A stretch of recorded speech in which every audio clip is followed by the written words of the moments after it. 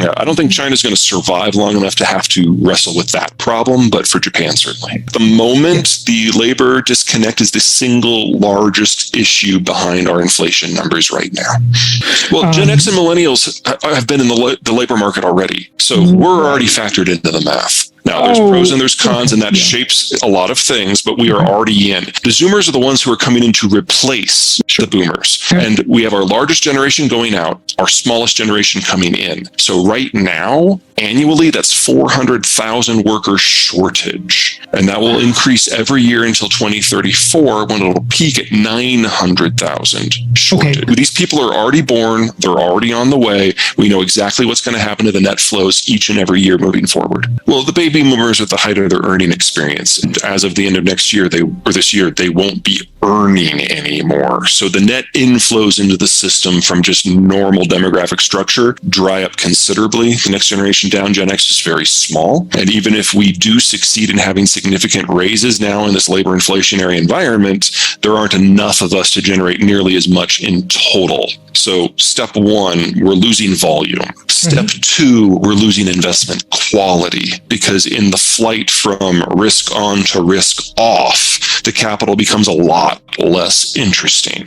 Sure, this is going to be broadly decent for people who want to be in the government and borrow, because that's the T-bill. That's considered the ultimate gold standard. And to a degree, that helps with the mortgage market as well, because mortgage rates primarily draw their guidance from the 10-year as opposed to interest rate levels. After that, though, you're entirely dependent on capital flight from the rest of the world.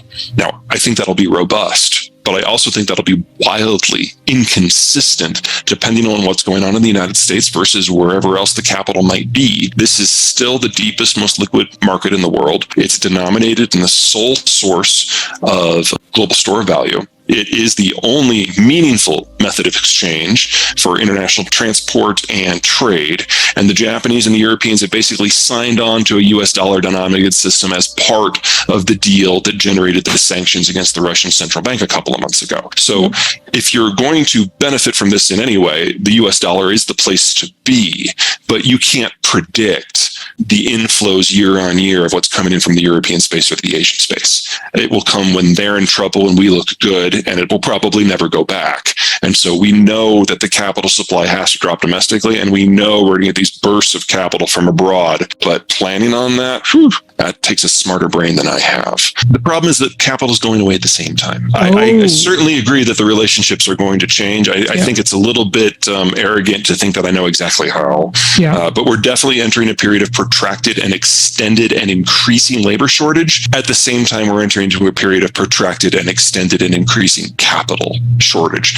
And just to make it a little bit more fun, China's collapsing against this backdrop. So even if we decided we were fine with a completely globalized supply chain, we still need to double the size of the industrial plant in the next few years with less capital and with less labor. And the millennials themselves will then be entering their late stage worker years. Well, they will gradually become the dominant capital providing class again. So for the United States, we have a pretty big needle to pass through here, and a roughly 10 to 20 years, it can be a little loosey-goosey based on what happens with the monetary system and the Fed in that time. But in that decade of time, the United States will go back to having what we would consider a more stable capital structure. And at the same time, when you get into the 2040s, the labor market will start reconstituting based on normal demographic factors, because the millennials' kids will then be entering the workforce. We'll be through this long winter of the Zoomers. But no one else gets to do that. Everyone else went through industrialization and urbanization either faster or more intensely than the United States did. A couple exceptions, but only a couple. And so for them, they're looking at labor markets getting smaller every year and the capital supply getting smaller every year. And still in this decade, their advanced worker cadre, that big, giant last generation, moves into retirement. So their need for government spending to keep those people alive skyrockets and never drops. And that is very problematic for places like China, Japan, Russia, etc. The Chinese will throw a bottomless supply of capital against anything in order to make sure that people have jobs. It doesn't matter if there's a product on the back end, really, as long as the people are working. So everything that people say about the U.S. Fed is actually true to an order of magnitude higher in China. So the U.S. dollar is the global currency. It's the medium of exchange. It's the store of value. It's the lubricant for the number one economy and 2/3 of the top 20. The yuan is used just in China. It's not internationally traded, and they regularly expand their money supply by 5 times as much as we do. And at most times in the last 10 years, the yuan supply has been twice that of the US dollar, even though it's just not exchanged at all. So their financial system is its own thing. And to think that this is going to continue in perpetuity is being really creative with your math. They get their energy from a continent away. They don't have a navy that's capable of making that far in force in order to secure their own supply lines. So China is the country most dependent upon the U.S. Navy to keep the lights on.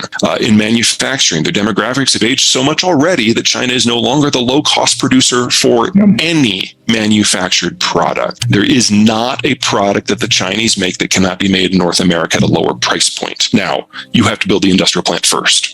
So I don't mean to suggest we can flip a switch and it's all here tomorrow. But it does mean that anytime there's a hiccup in the Chinese system for any reason and somebody relocates, they never go back because it's better with a shorter supply chain, with less energy, with less transport, with more efficient labor closer to home.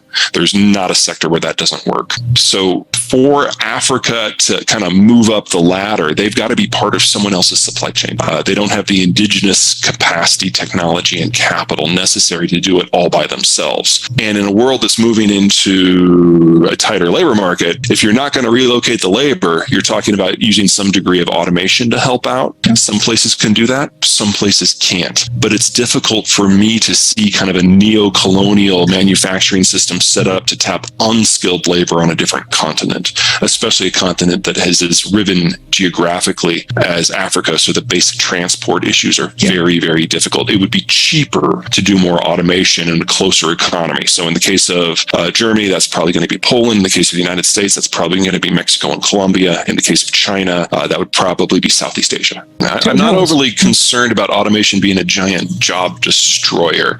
Remember, the Zoomers are the ones who are coming in, the smallest generation we've ever had, and they're not millennials, they're not social, they're antisocial, and they're very loyal workers. They're very nervous people because they were raised by Gen X to be told that the future was a dark place where you will have no power, because that's what it has been for us to this point.